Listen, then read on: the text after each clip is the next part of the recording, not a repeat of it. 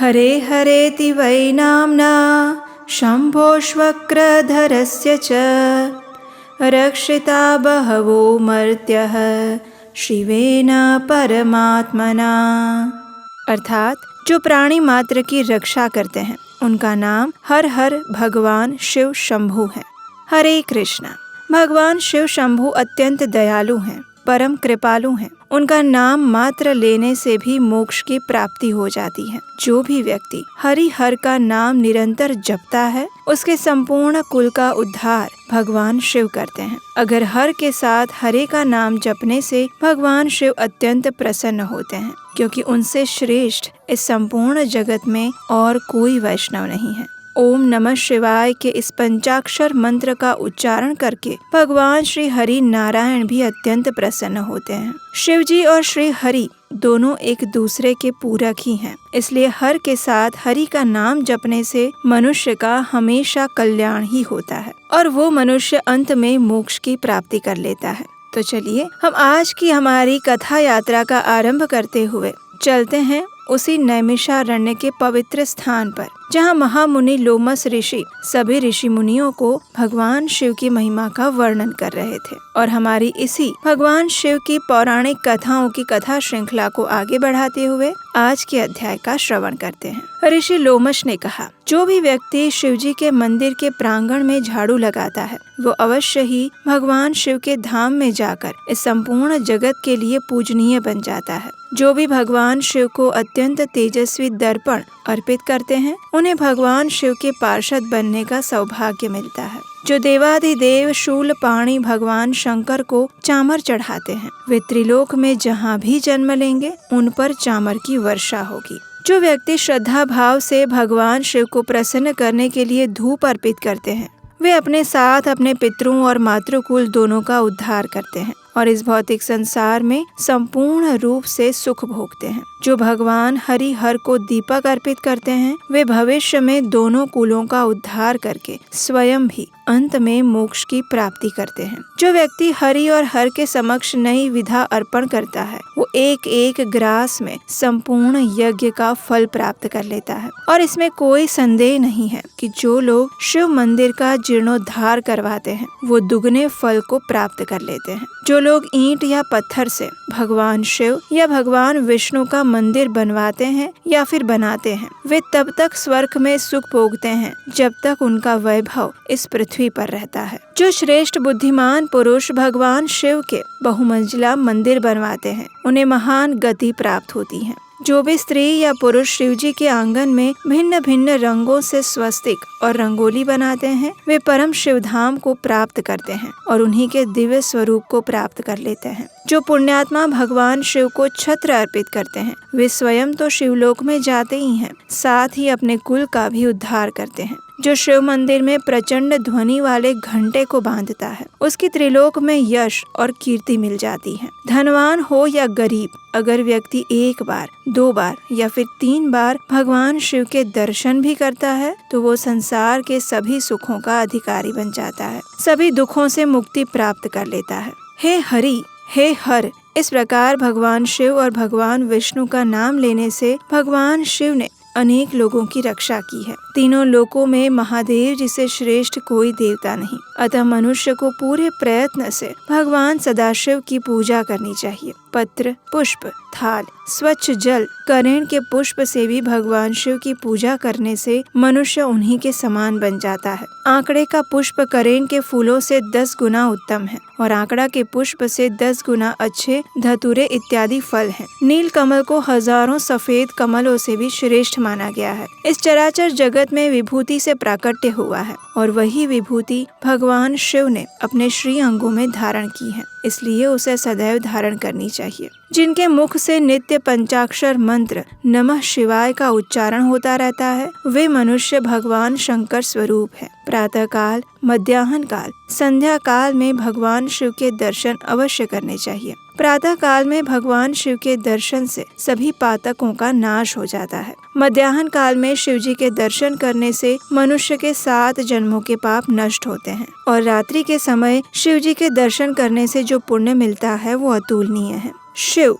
नाम के ये 2 अक्षर के जप मनुष्य के महापातकों को भी नष्ट कर सकते हैं। जो भी मनुष्य अपने मुख से शिव नाम का जप करते हैं, उन्होंने ही इस उत्तम लोक को धारण किया है। यहाँ तक कि शिव जी के मंदिर में किसी पुण्यात्मा पुरुषों ने आरती के समय जो ढोल नगाड़े लाकर रखे होते हैं, उसकी ध्वनि सुनने मात्र से भी अत्यंत पापी मनुष्य पवित्र हो जाता है। इसलिए दीर्घ काल तक संचित विपुल धन, कीमती चामर, मंच, शैया, दर्पण, छत्र, आभूषण, अद्भुत वस्त्र शिव जी की सेवा में अर्पित करने चाहिए। पुराणों का पाठ, कथा, इतिहास और संगीत ये सब भगवान शिव को प्रिय हैं। इसलिए इस प्रकार के धार्मिक कार्य और प्रवृत्ति मनुष्य को अवश्य ही करते रहनी चाहिए। इस प्रकार की धार्मिक प्रवृत्तियां करने से पापी मनुष्य भी अपने पापों से मुक्त होकर शिवलोक में स्थान प्राप्त करता है। जो मनुष्य सर्व धर्म का पालन करने वाले महात्मा और शिव पूजा के विशेषज्ञ हैं, जिन्होंने गुरु के मुख से शिव जी की दीक्षा ली है,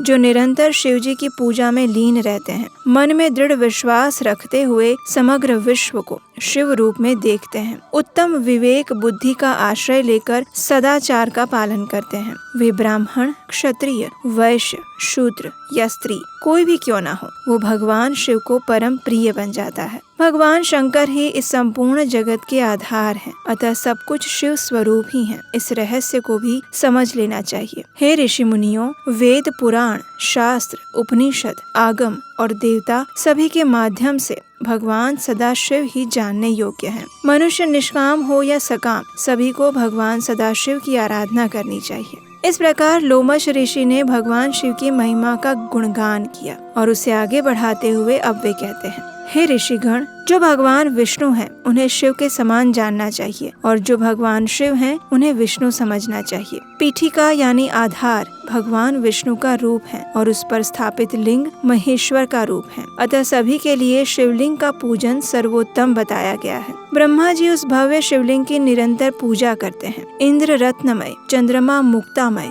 और सूर्य ताम्रमय लिंग की पूजा करते हैं। कुबेर चांदी के शिवलिंग की, वरुण थोड़े से लाल रंग के शिवलिंग की, यमराज नीले रंग के शिवलिंग की, नैऋत्य कोण के स्वामी चांदी के शिवलिंग की और वायुदेव केसरिया रंग के शिवलिंग की पूजा करते हैं। इसके अनुसार इंद्र आदि सभी लोकपाल शिवलिंग के उपासक हैं। पाताल लोक में भी सभी लोग शिव के उपासक हैं। गंधर्व और किन्नर भी शिव जी की पूजा करते हैं। दैत्यों में प्रहलाद, विभीषण आदि कुछ ही वैष्णव हैं। बलि, नमूची, हिरण्यकशिपु, वृषपर्वा, समहत आदि शुक्राचार्य के कई अनेक शिष्य शिव उपासक हैं। इस प्रकार सभी दैत्य, दानव और राक्षस भी शिव की आराधना करते हैं। हेति, प्रहेति, संयाति, प्रयाची, प्रघास, विद्युज्जिह्न, कुरुद्रंष्ट्र, धूम्राक्ष, भीम विक्रम, माली, सुमाली, माल्यवान, अति भीषण, विद्युतकेश, खड़गजिह्व, महाबली रावण, दुर्धर्ष, वीर कुंभकर्ण और महाबली वेदवंशी आदि सभी श्रेष्ठ राक्षसों ने भी सदैव शिव पूजन में ही अपना संपूर्ण जीवन व्यतीत किया है। इन सभी ने शिवलिंग की पूजा करके महान सिद्धि प्राप्त की है। रावण ने जो तपस्या की थी वो किसी के लिए भी दुर्लभ थी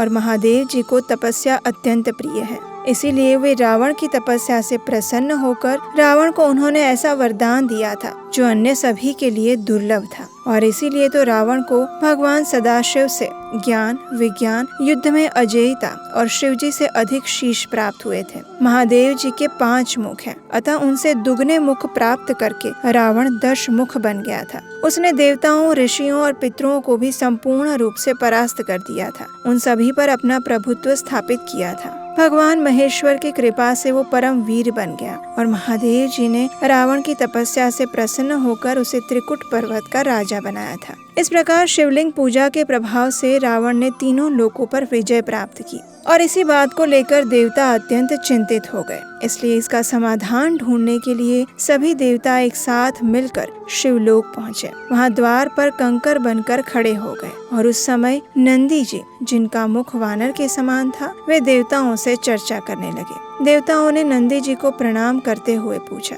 हे नंदी जी, आपका मुख वानर के समान क्यों है? तो नंदी जी ने कहा, एक बार रावण यहाँ आया था, अपने पराक्रम का बढ़ा चढ़ाकर वर्णन करने लगा। तब मैंने उनसे कहा, भाई आप भी शिवलिंग के उपासक हैं और मैं भी, अतः हम दोनों एक जैसे ही हैं।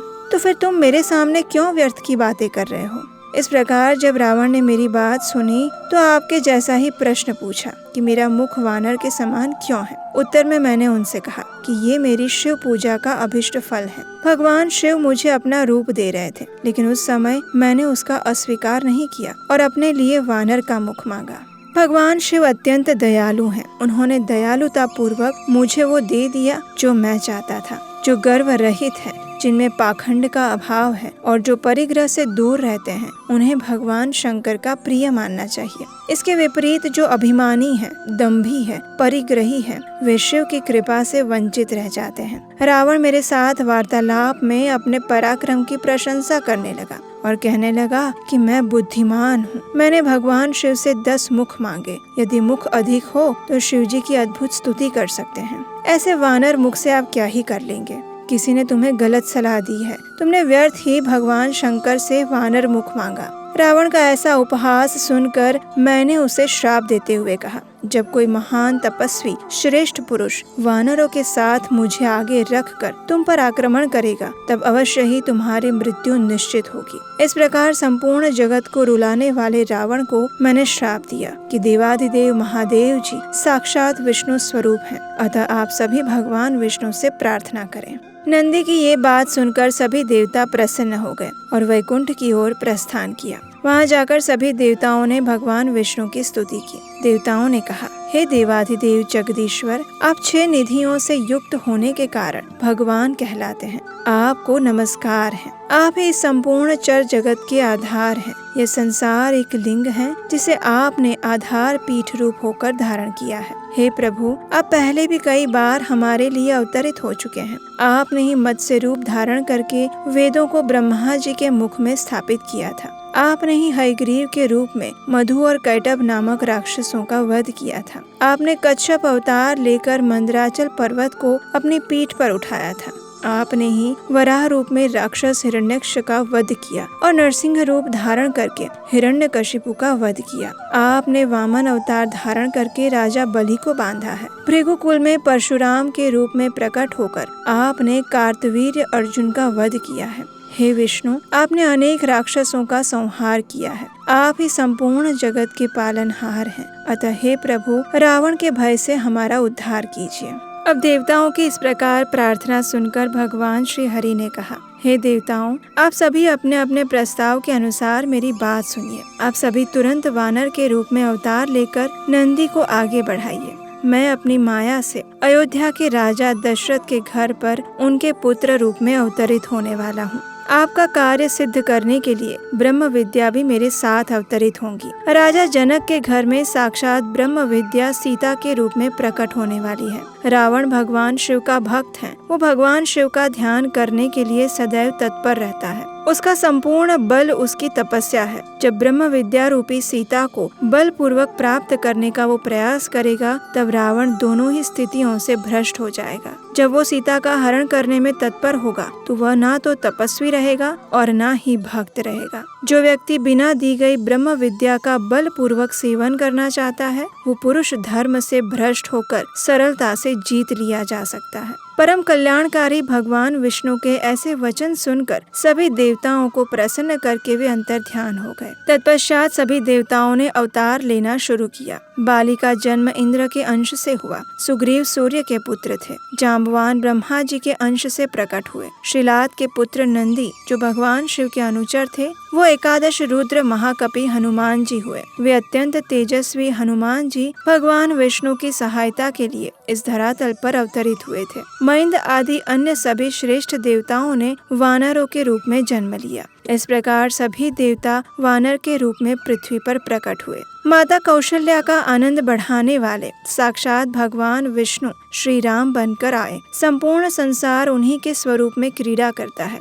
इसलिए विद्वान जन उन्हें राम कहते हैं। भगवान विष्णु के प्रति समर्पित और तपस्यारत शेषनाग ने भी लक्ष्मण के रूप में इस धरती पर अवतार लिया। भगवान श्री हरि विष्णु की भुजाओं से भरत और शत्रुघ्न नाम के 2 पराक्रमी वीर प्रकट हुए। ब्रह्मवादी पुरुषों द्वारा जो मिथिलापति जनक की पुत्री कहलाई गई, वही सीता माता साक्षात ब्रह्म विद्या थी। वो भी देवताओं का कार्य करने के लिए अवतरित हुई। जिस समय हल से भूमि को खोदा जा रहा था, उसी समय हल के द्वारा खोदी गई भूमि से माता सीता प्रकट हुई, इसलिए उनका नाम सीता पड़ा। मिथिला में अवतरित होने के कारण उन्हें मैथिली भी कहा जाता है। जनक के कुल में जन्म लेने के कारण वे जानकी नाम से प्रसिद्ध हुई। पूर्व जन्म में उनका नाम वेदवती था। राजा जनक ने ब्रह्म विद्या रूप सीता को भगवान श्री राम की सेवा में अर्पित कर दिया। अब कमल नयन श्री राम ने रावण पर विजय प्राप्त करने हेतु और देवताओं का कार्य सिद्ध करने के लिए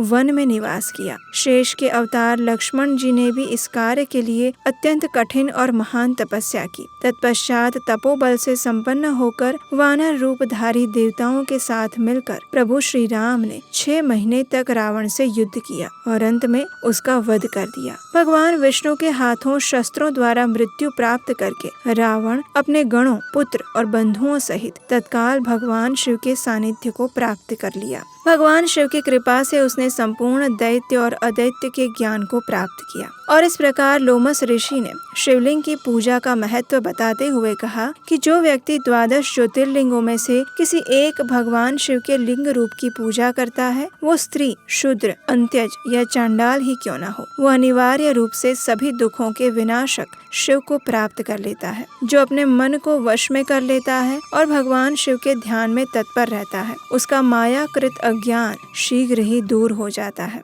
और जब ईश्वर की कृपा से कोई भी मनुष्य इस भौतिक संसार की माया से मुक्ति प्राप्त कर लेता है, तब वो मोक्ष का अधिकारी बन जाता है। इसलिए प्रत्येक व्यक्तियों के लिए शिवलिंग की पूजा अत्यंत फलदायी बताई गई है। भगवान शिवलिंग के रूप में प्रकट होकर इस भौतिक संसार का उद्धार करते हैं। इतना कहकर लोमस ऋषि ने कहा, हे विप्रों, सबसे पहले मैंने आप सबको वो सब कुछ बता दिया जो आपने मुझसे पूछा था। मैं भगवान शिव की महिमा का संपूर्ण वर्णन आपको सुना रहा हूँ। अब आपका दूसरा प्रश्न था कि भगवान शिव ने विष कैसे पिया, तो इसलिए अब मैं आपको उसका सारा वृतांत सुनाऊंगा। और इस प्रकार कहते हुए लोमस ऋषि ने अगला वृतांत कहना आरंभ किया। लेकिन आज की हमारी कथा को हम यहीं पर विराम देंगे और भगवान शिव को विष क्यों पीना पड़ा, इस कथा का संपूर्ण श्रवण हम करेंगे हमारी इसी कथा श्रृंखला की अगली कड़ी में। तो उसे सुनने के लिए अगर अभी तक नहीं किया है और अगर आप पहली बार इस चैनल पर हमारी कथाएं सुन रहे हैं, तो याद से इस चैनल को सब्सक्राइब करके रख लीजिए। नोटिफिकेशन बटन दबा के रख लीजिए, जिससे कि आने वाली सभी कथाओं को आप सरलता से सुन पाएं।